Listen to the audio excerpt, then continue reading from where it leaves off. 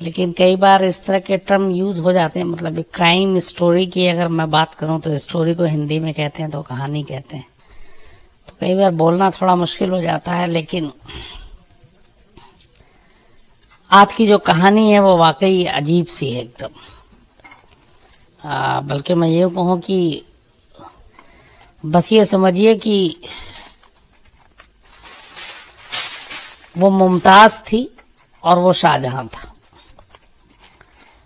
और उस शाहजहां ने हालांकि उसके लिए ताजमहल तो नहीं बनाया, मगर संगमरमर की कब्र ज़रूर बना दी, वो भी अपने ही घर में, अपने ही कमरे में, अपने दिल के नज़दीक। लेकिन उस संगमरमरी कब्र में अपनी मुमताज़ को दफनाने के लिए उसने मुमताज़ के मरने का इंतज़ार नहीं किया था, बल्कि मार के दफनाया था। ये है पूरी कहानी। और इस कहानी में इतने ज़्यादा उतार चढ़ाव हैं, इतनी ज़्यादा इसमें नई नई चीज़ें आई। जब पुलिस ने इसकी छानबीन की, तो शुरुआत में एक आम केस कैसे एकदम एक अजीब सा ख़ास केस हो जाता है, ये इस कहानी से पता चलेगा।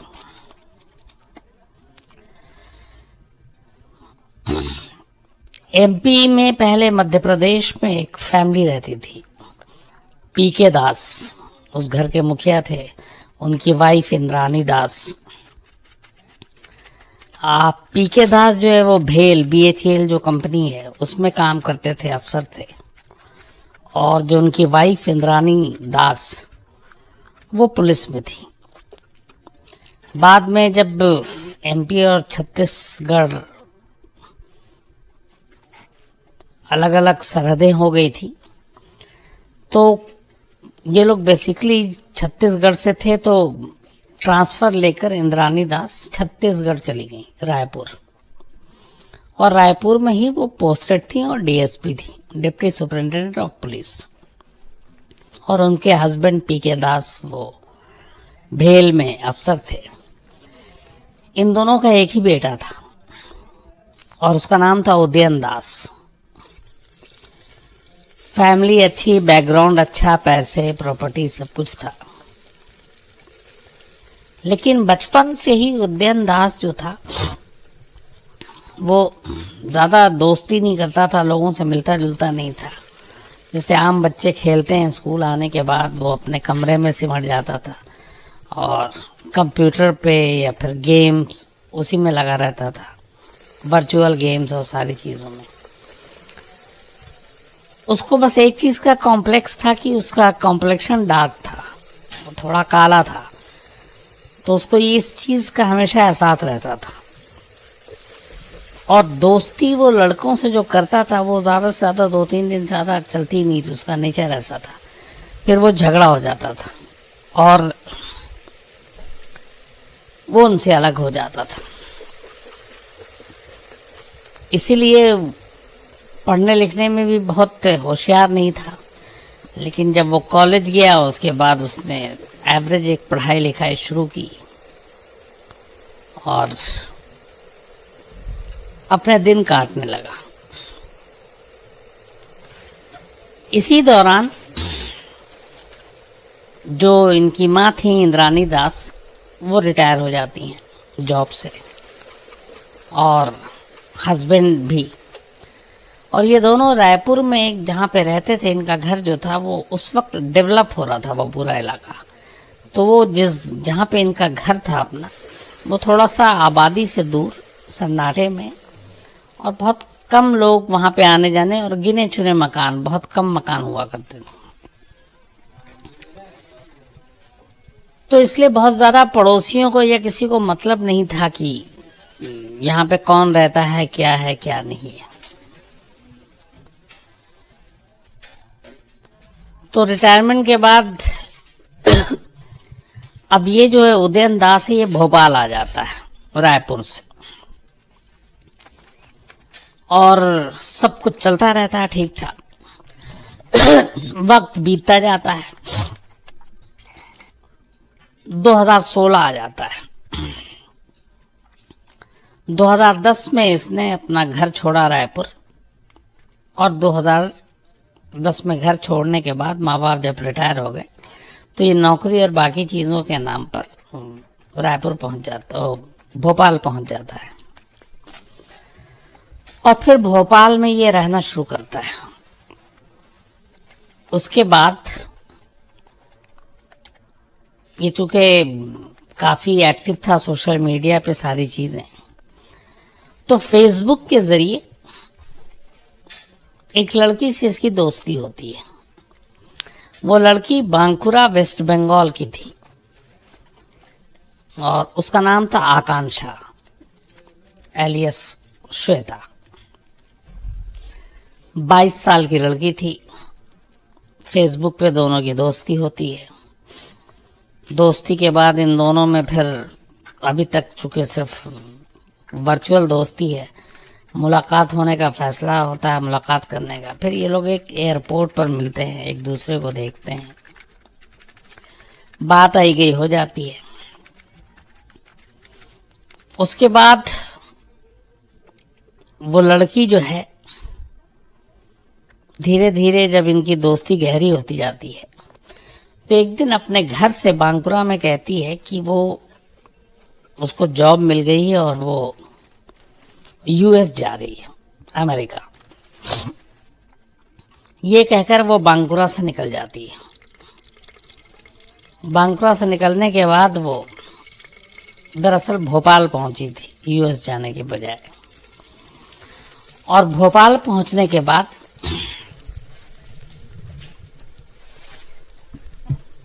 वो उद्यन से, चूँकि पहले से तय था, फिर उद्यन के साथ ये दोनों भोपाल में एक फ्लैट में रहने लगते हैं, लिव इन रिलेशनशिप में। हालांकि इस दौरान में कई बार लड़की कहती है शादी करने के लिए, लेकिन वो शादी करता नहीं। और धीरे धीरे वक्त बीतता जाता है।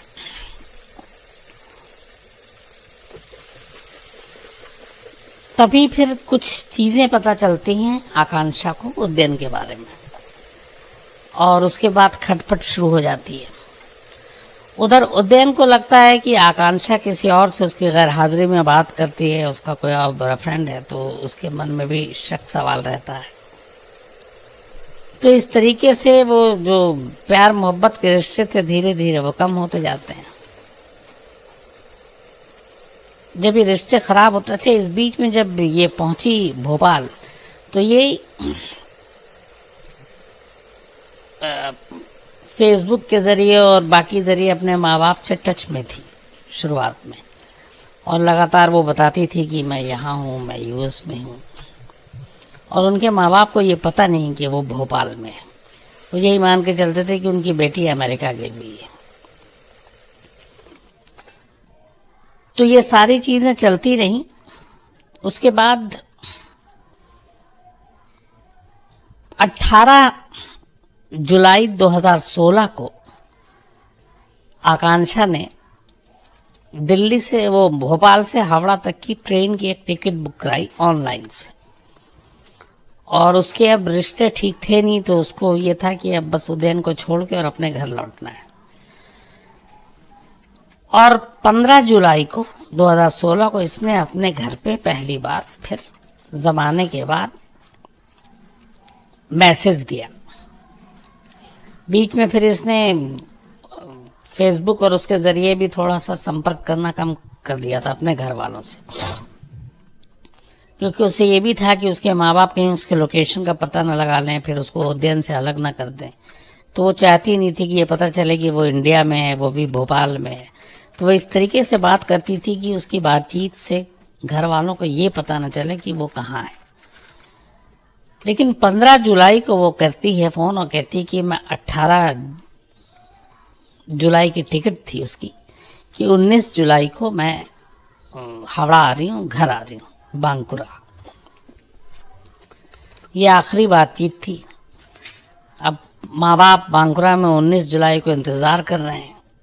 19 जुलाई को नहीं आती, 20 को इंतज़ार कर रहे हैं, 20 को नहीं आती। बट इसने एक अच्छा काम किया था कि जब इसने 15 जुलाई को बातचीत की थी, तो सोशल मीडिया के अलावा इसने एक कॉल किया था अपने घर में, और वो भी मोबाइल पे। तो जब 19 और 20 तारीख को भी नहीं आती तो घर वाले परेशान होते हैं, फिर लगातार उसको उसके आईडी पे, उसके फेसबुक पे सारे जगह खंगालते हैं, टटोलते हैं, नहीं मिलती। जिस मोबाइल से फिर उनका दिमाग चलता है, उसने कॉल किया था, उस मोबाइल पे वापस कॉल करते हैं, वो बंद आता है, और ये चलता रहता है। इस बीच में फिर अचानक उस लड़की का सोशल मैसेज जाना शुरू हो जाता है, फेसबुक और उसके ज़रिए घर वालों को, कि मैं किसी वजह से नहीं आई, ये है वो है, ताकि वो लगे कि हाँ वो आने वाले थी, नहीं आ रही थी। लेकिन माँ बाप को अब थोड़ा सा शक हो जाता है कि ऐसा क्या। वो कहते हैं कि तुम कॉल पे बताओ, अपना नंबर दो, फ़ोन नंबर दो, सारी चीज़ें। लेकिन वो सारी चीज़ें अवॉइड करती है, देती नहीं है, इधर आई नहीं। लेकिन उसके बाद फिर मैसेज आना शुरू हो जाता है, मैं बाद में आऊँगी ये। लेकिन घर वालों को डाउट हो जाता है, तो घर वाले बांकुरा पुलिस स्टेशन पहुंच जाते हैं और कहते हैं कि उन्हें ऐसे ऐसे डाउट है, उनकी बेटी इतने सालों से गायब है। वो कहती है कि मैं अमेरिका में हूँ, लेकिन मुझे लगता है अमेरिका में भी नहीं है। और कुल मिला के सबूत के नाम पे एक कॉल, ये नंबर है जिससे आखिरी बार कॉल आया था, और उसने कहा था कि वो 19 जुलाई को हावड़ा आ रही है। बांकुरा पुलिस थोड़ी एक्टिव होती है, उस नंबर को खंगालती है। उस नंबर को जब टटोलती है तो पता चलता है कि ये कॉल कहीं और से नहीं बल्कि भोपाल से आया। अब घर वाले भी हैरान भोपाल का नाम सुनकर, लेकिन वो उन्हें यकीन नहीं कि उनकी बेटी इंडिया में, वो भी भोपाल में है। तो अब घर वाले किसी तरह फिर उस नंबर को ट्रेस करवाने के बाद नसीब एक अच्छा होता है कि वो नंबर एक बार फिर एक्टिव हो जाता है, और पुलिस उस मोबाइल को सर्विलांस पे लगाई हुई थी। तो उससे लोकेशन पता चलता है भोपाल के उस इलाके का, खास जहाँ पे ये मोबाइल एक्टिव था। बांकुरा पुलिस भोपाल पुलिस की मदद लेती है। उसके बाद उनकी एक टीम यहाँ आती है, और टीम आने के बाद उस लोकेशन पे जहाँ से ये मोबाइल एक्टिव था, जब वो वहाँ तक पुलिस पहुँचती है तो पता चलता है कि ये जो मोबाइल है ये उदयन दास नाम का एक लड़का यूज़ कर रहा है, जिसकी उम्र 32 साल। तो पुलिस इस तरीके से उदयन दास तक पहुंचती है। उदयन दास के पास जब पुलिस पहुंचती है और उससे आकांक्षा के बारे में बातचीत करती है, तो पहले तो वो इनकार करता है, लेकिन फिर बाद में सख्ती होती है तो वो मानता है कि हाँ वो उसकी दोस्त थी, वो उससे मिली थी, फेसबुक पे थी, ये थी वो थी। तो पुलिस कहती है कि वो है कहाँ। तो ये तमाम तरह के कि वो विदेश चली गई, यूएस में है, यहाँ वहाँ सारे झूठ बोलता है। लेकिन पुलिस को उसकी बात पे यकीन नहीं था, और उसका दिमाग जो था वो बार बार बयान बदलता था। तो फिर पुलिस ने उससे सख्ती से पूछताछ की, तो उसने कहा कि हाँ आकांक्षा को मैंने मार दिया है। अब जाहिर सी बात है, सिर्फ बयान से तो बात थी नहीं, तो उसने बोला कि तुमने क्या हुआ, पूरी कहानी बताओ। तो उसने जो कहानी बताई वो कहानी ये थी कि आकांक्षा के साथ उसकी दोस्ती हुई थी, और उसको गर्लफ्रेंड बनाने का शौक था, और वो लेकिन ज़्यादातर किसी भी गर्लफ्रेंड के साथ ज़्यादा दिन तक नहीं रह पाता था। आकांक्षा के साथ उसकी मोहब्बत हो गई थी, लेकिन उसे ये लगता था कि आकांक्षा किसी और से बात करती है, तो उसे शक हुआ, इस बात को लेके झगड़ा होता था। तो 15 जुलाई 2016 को भी उन दोनों में झगड़ा हुआ। उस झगड़े के बाद उसने कहा कि उसने आकांक्षा को ये तय कर लिया था कि अब वो मार देगा, क्योंकि वो उसे धोखा दे उसे बर्दाश्त नहीं। अभी ये कहानी का पहला पार्ट। तो उस झगड़े के दौरान उसने तकिया उठाया, आकांक्षा का उसने मुंह दबाया उस तकिए से, और तब तक दबाता रहा जब तक कि वो मर नहीं गई। इसके बाद फिर भी यकीन करने के लिए वो मर गई है। तकिया हटाने के बाद उसने अपने मतलब लगभग मर चुकी आकांक्षा अपने दोनों हाथों से गला दबाया।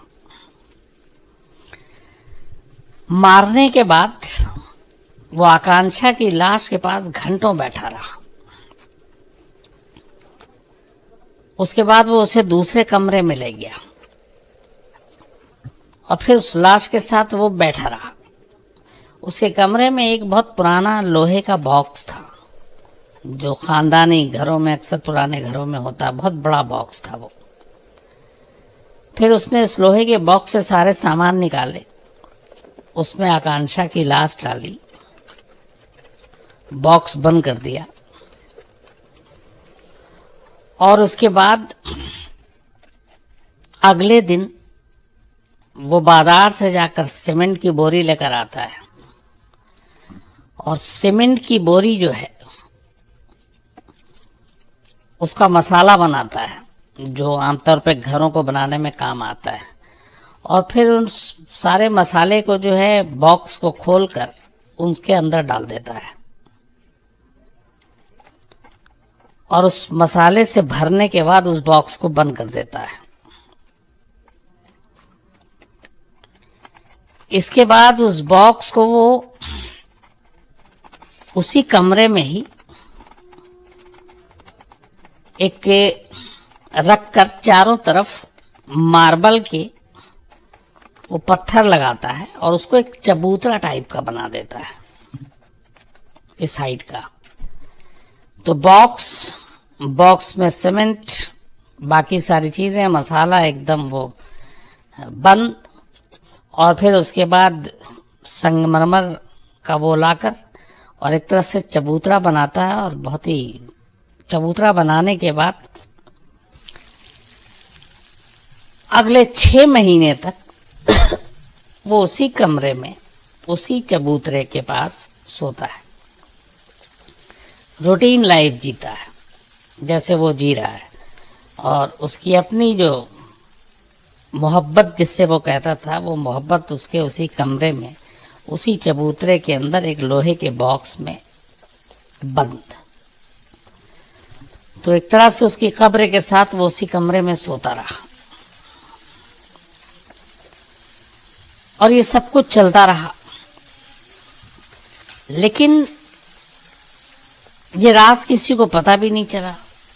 बस एक जो चीज की थी कि आकांक्षा ने बनने से पहले अपने घर वालों को बता दिया था कि वो 19 जुलाई को हावड़ा आ रही है और उसने बाकायदा इसकी जब इन्वेस्टिगेशन की गई तो पता चला कि हाँ 18 जुलाई की एक टिकट, ये जांच का भी एक वो था कि 18 जुलाई को भोपाल से लेके हावड़ा तक की एक ट्रेन की टिकट ऑनलाइन बुक कराई गई थी आकांक्षा के नाम पर। तो ये एक यहाँ से भी मिला कि ये भोपाल से क्यों कराई। तो इस दौरान में ये पुलिस वाले और घर वाले शक जता रहे थे, तब तक वक्त निकल गया था और 6 महीने का वक्त निकल गया जुलाई को बीते हुए। और उसके बाद फरवरी का महीना आ जाता है, फरवरी 2017 में बांकुरा पुलिस भोपाल पुलिस की मदद से भोपाल के उस घर तक पहुंचती है। उस फोन और उस टिकट, इन सारे सबूतों को देखते हुए और उस घर में पहुंचती है जहाँ पे उदयन दास रहता है।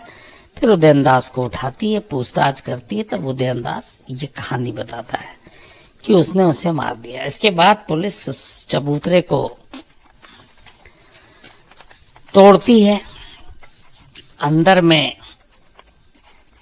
बाकायदा लोहे का बॉक्स मिलता है और करीब करीब उसको चुके एक तो सीमेंट और सारे मसाले के साथ बॉक्स बंद किया था, 7 घंटे लगते हैं सिर्फ और सिर्फ उस चबूतरे को तोड़ने और उस बॉक्स में से लाश को निकालने के लिए ड्रिल मशीन मंगाई जाती है और उसके बाद तब कहीं जाकर वो बॉक्स के अंदर से जो लाश के कंकाल ही थे वो मिलते हैं।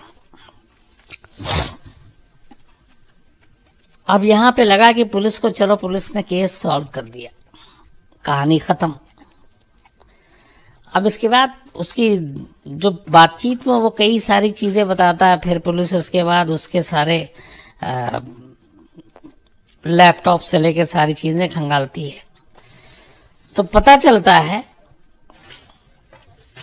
कि इसने बाकायदा फेसबुक पे और बाकी जगह अपने प्रोफाइल बना रखे हैं और उसमें इसने करीब 110 फेसबुक के अकाउंट थे अलग अलग नाम से, और उन सारे अकाउंट में इसने अपने आप को जो इम्प्रेस करने के लिए बहुत अच्छे अच्छे फ़ोटोग्राफ्स, विदेशों के फ़ोटोग्राफ्स, और उसमें अपने बारे में इसने लिखा था एक दो जगह पे कि मैं IITian हूँ, एक जगह पे कि मैं हीरे का बिजनेसमैन हूँ, हीरे का कारोबार करता हूँ, 2 मल्टीनेशनल कंपनी का ओनर भी खुद को बताता था, जिसका जो बिजनेस है वो इंडिया, चाइना, यूरोप, US से लेकर UAE तक फैला हुआ है। तो ये इस तरह का प्रोफाइल था। 110 फेसबुक अकाउंट मिले। उसके बाद उनमें से ज़्यादातर जो है वो लड़कियों के, फिर इसके जो फ्रेंड्स थी उनके बारे में पता चला। तो जब इससे पूछताछ हुई तो बताया कि इसने कि हाँ, मुझे गर्लफ्रेंड बनाने का शौक़ है, और पिछले 6 साल में जब से ये घर छोड़कर आया रायपुर, इसकी जो सबसे क्लोजेस्ट गर्लफ्रेंड थी वो 12 थी, और उन सब के साथ मैक्सिमम 6-6 महीना ये गुजारता था। 6 महीने से ज़्यादा ये किसी के साथ रिश्ता बनाकर रख नहीं पाता था। और इसका एक शौक़ था कि घूमना, विदेश घूमना, यहाँ वहाँ। तो जब ये इसके सारे डेटा पुलिस ने खंगाले, इसकी सारी चीज़ें देखी, फिर पता चला कि उनमें से 1-2 लड़कियां गायब हैं। तब पुलिस को डाउट ये भी हुआ, क्योंकि फेसबुक के ज़रिए उन लोगों को टटोला गया, उनमें से कुछ के बयान लिए गए। तो लास्ट में एक लड़की आखिर तक गायब मिली, उसका अभी भी कुछ पता नहीं है।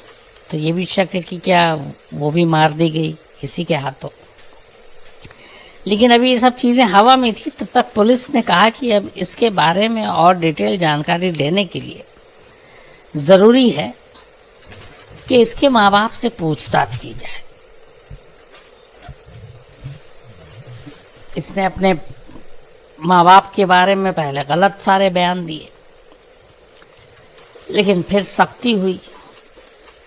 तो उसके बाद हुआ कि चलो तुम्हारे इनके माँ बाप के बारे में पता करते हैं। तो बहुत सख्ती के बाद अब इसने जब माँ बाप की कहानी सुनाई तो पुलिस के भी हाथ पैर फूल गए। और तब पता चला कि एक आम आशिक, एक सिरफिरा, एक अपनी गर्लफ्रेंड का कातिल उसके सामने नहीं खड़ा है, बल्कि एक साइको किलर है जो उसके सामने खड़ा है।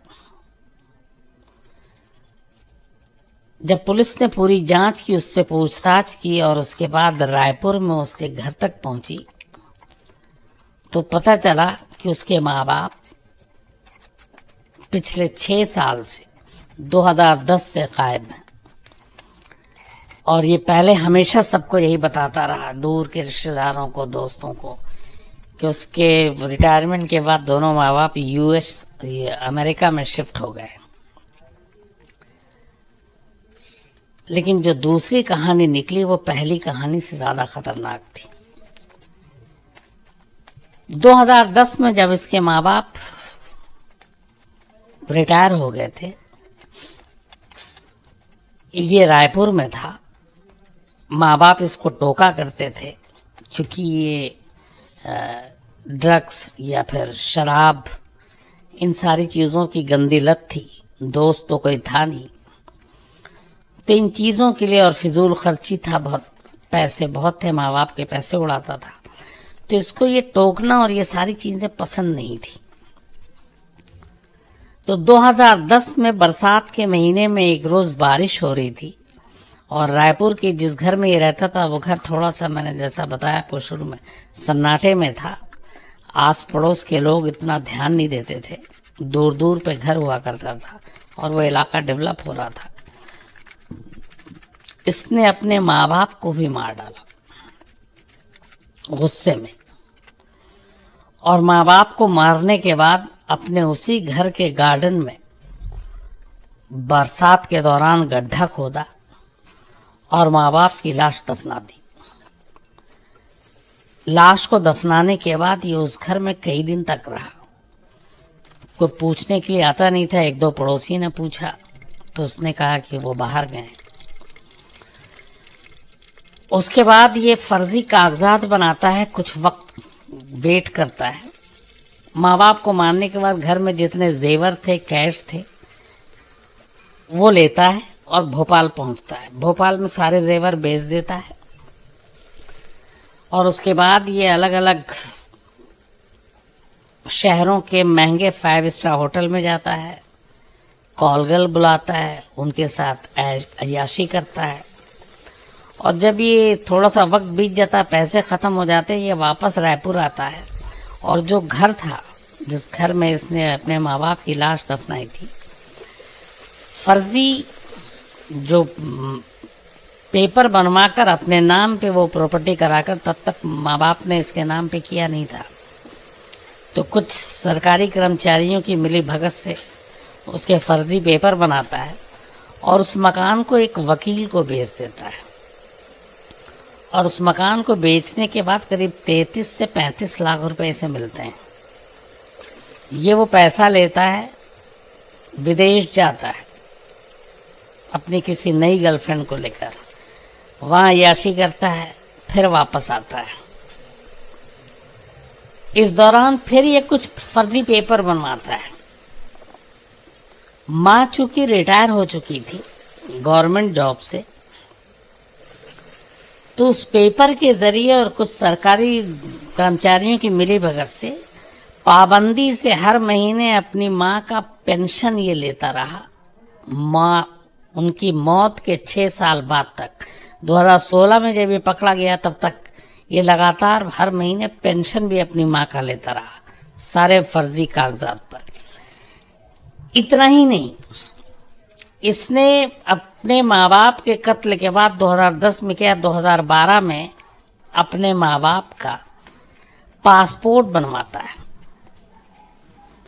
पासपोर्ट बनवाने के बाद ये अपने जो ख़ानदान के दूर के रिश्तेदार थे, पड़ोसी थे, उनको किसी तरह दिखाता है और कहता है कि वो विदेश में है और वहीं शिफ्ट हो गए।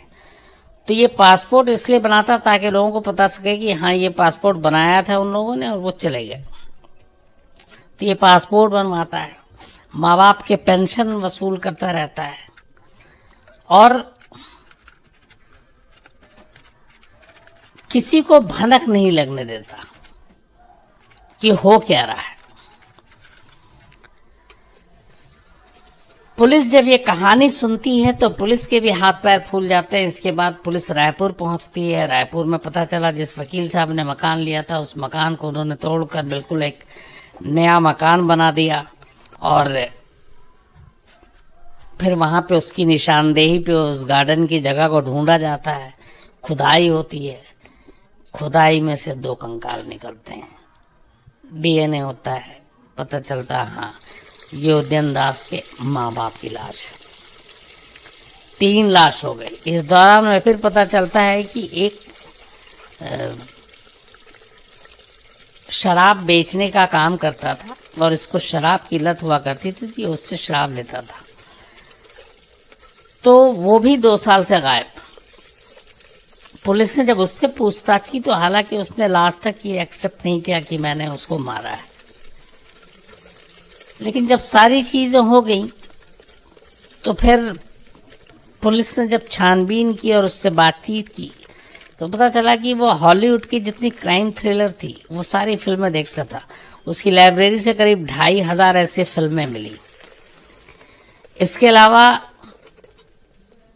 जो उसने बताया कि ये सारी चीज़ें उसने जो किया वो दिमाग में कहाँ से आया, तो उसने एक अमेरिकन फिल्म जो डेविल्स नॉट उसका जिक्र किया, बताया कि वो उससे बड़ा वो था और आखिरी चीज़ जो उसने बताई वो ये बताया कि बचपन से ही उसके कोई दोस्त नहीं थे और दोस्त मजाक उड़ाते थे, उसके रंग का मजाक उड़ाते थे और इसीलिए वो ऐसा हुआ। और वो किसी भी अपनी फ्रेंड के साथ ज़्यादा दिन तक उसकी दोस्ती नहीं रहती थी। तो उसकी ज़िंदगी में 6 साल में 12 लड़कियां आईं, 12 के 12 से उसके मैक्सिमम रिश्ते 6 महीने रहे, उससे ज़्यादा कभी रिश्ते रहे नहीं। और ये जो थी आकांक्षा, इसको भी उसके बारे में, हालांकि इसने बताया कि शक था, लेकिन पुलिस ने जो बाद में बताया वो ये था कि इसको, आकांक्षा को इसके बारे में बहुत कुछ पता चल गया था। शायद माँ बाप का राज पता चल गया था और इसलिए वो उससे लगा था कि ये खतरा है और कुछ हो सकता है, तो वो उसको रास्ते से हटाना चाहता था। पुलिस जब इसके बाद इसके घर पे गई तो घर में कुछ चीज़ों के पीछे दीवार को जब देखा गया, टटोला गया, तो आकांक्षा ने दीवार पे बहुत कुछ लिख रखा था उदयन के बारे में। और इसके बाद खैर फिर पुलिस उसको गिरफ्तार करती है, उसका बाकी की पूछताछ होती है। लेकिन कुल मिलाकर कहानी ये में ये है कि एक लड़की जो गायब हुई, उसके माँ बाप की कोशिशों से वेस्ट बंगाल पुलिस एमपी तक आई और एमपी में सिर्फ उस लड़की की गुमशुदगी की जांच हो रही थी। आखिर में उसकी लाश मिलती है, लेकिन उस लड़की की लाश की वजह से 6 साल पहले कत्ल हुए 2 और कत्ल का पता चलता है, जो उस लड़के ने अपने ही माँ बाप का किया था। ये थी पूरी कहानी कि कैसे एक कत्ल बाकी के 2 कत्ल का सुराग दे जाता है। अभी भी ये जेल में बंद है, मामला लोअर कोर्ट में है। पुलिस का कहना है कि उसके पास पुख्ता सबूत हैं, क्योंकि उसकी निशानदेही पे माँ बाप की भी लाश मिली, आकांक्षा की भी लाश मिली, उसकी फॉरेंसिक वो सारी जांच हो चुकी है, केस मजबूत है। हालांकि इसने बीच में ये भी कोशिश की थी कि ये अपना दिमागी लेवल उस तरह का दिखाए जिससे इसको छूट मिले अदालत में, लेकिन पुलिस का ये है कि ये पूरी तरह से मेंटली भी फिट है। लेकिन उसको एक कीड़ा था पैसे का, अय्याशी का, गर्लफ्रेंड बदलने का लालच, और दूसरा ये कि उसकी सोच यही थी कि उसकी ज़िंदगी में कोई दोस्त नहीं हो सकता बहुत दिन तक, तो बस वक्ती दोस्त बनाओ और आगे बढ़ते जाओ। ये थी पूरी कहानी। इससे जुड़ा हुआ मैं कुछ सवाल लूं और दीपक से कहूं आगे कुछ बोले। मैं कुछ बहुत सारे लोगों का लिख कर लाया हूं, इनमें से कई की लिस्ट है, कहानी की फरमाइश है। एक शुरुआत मैं करता हूं। एक निशान जैन है, थैंक यू निशांत, आपने बड़ा अच्छा मेल लिखा था। इनका कहना है कि जब ये कहानी सुनते हैं तो इनके पेरेंट्स, इनके माँ बाप दोनों कहानी सुनते हैं, इसलिए मुझे बड़ा अच्छा लगा इस तरह फैमिली बैठकर अगर कहानी सुनती है तो रंजना जैन और यशोवर्धन जैन इनके माँ बाप हैं। नमस्कार आप दोनों को और थैंक यू वेरी मच कि आप लोग इस तरह से हौसला बढ़ाते हैं। अनुज सैनी है, सागर शर्मा है, इन्होंने बड़ा खूबसूरत मेल लिखा है। इनकी वाइफ है मेघा शर्मा और ये कहते हैं कि सुबह जब ये ब्रेकफास्ट बनाती हैं इनकी वाइफ मेघा शर्मा, तो कहानी सुनते हुए बनाती हैं और उस वक्त पता ही नहीं चलता कि कब ब्रेकफास्ट बन गया और कब तैयार हो गया, और वो बड़ा टाइमली सब कुछ हो जाता है, तो ये बड़ा अच्छा लगता है। तो थैंक यू सागर दी और मेघा शर्मा, आप दोनों का। आप लोग इस तरीके से कई बार मिसाल देते हैं तो अच्छा भी लगता है। अमित भारद्वाज हैं, ऋषभ यादव हैं। ऋषभ का सवाल था कि जेल में दिन और रात एक होता है। मैंने पहले भी इसका कई बार जवाब दिया है कि ये एक मिथ है कि जेल के अंदर एक दिन को 2 दिन गिना जाता है, बिल्कुल नहीं। वैसे ही दिन होते हैं जैसे हमारे और आपके जेल के बाहर होते हैं। और दूसरा इनका ये था कि सुप्रीम कोर्ट क्या किसी भी फैसले को, राज्य सरकार के फैसले को पलट सकती है। जैसा इन्होंने कहा कि यूपी में सीएम का बंगला खाली करने को लेकर था, तो जो भी सुप्रीम कोर्ट के गाइडलाइंस हैं कुछ कुछ चीज़ों को लेकर, उसमें अगर कोई याचिका दाखिल होती है और उसमें कानून नहीं है, तो जो कानून नहीं है उसको बदल सकती है सुप्रीम कोर्ट। अगर हाँ, अब लोकसभा में एक कानून पास होता है दोनों अपर हाउस लोअर हाउस में, तो वो फिर कानून है, उस पर सुप्रीम कोर्ट कुछ नहीं कर सकती।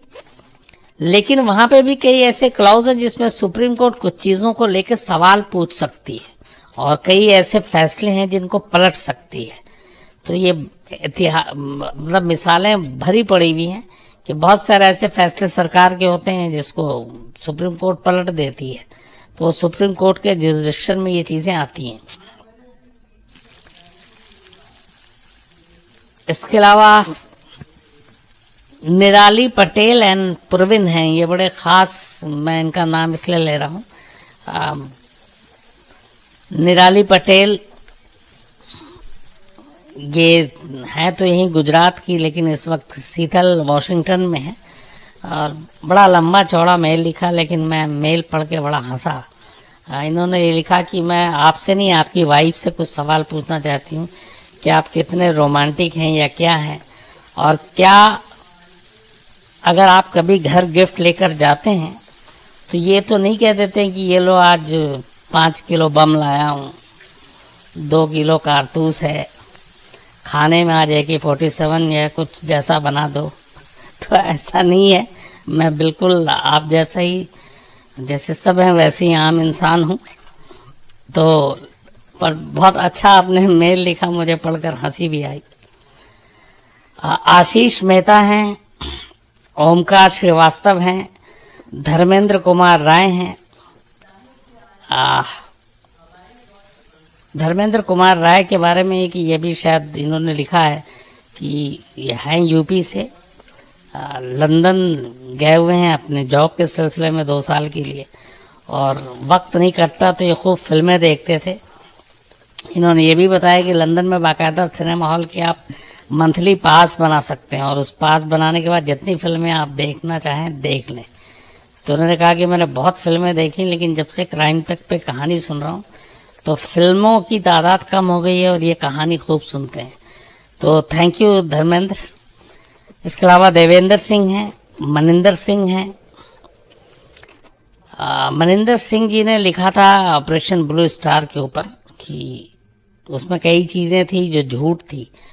मनिंदर सिंह जी, आपसे सिर्फ यही कहूँगा कि मैं दावा नहीं करता हूँ कि जो फैक्ट्स मैंने किए वही फैक्ट्स आखिरी फैक्ट्स हैं, बट मैंने कोशिश की जहाँ जहाँ से जो भी फैक्ट्स ले सकूँ रिकॉर्ड पे, उसको लेकर आपके सामने वो सारी चीज़ें रखी थी।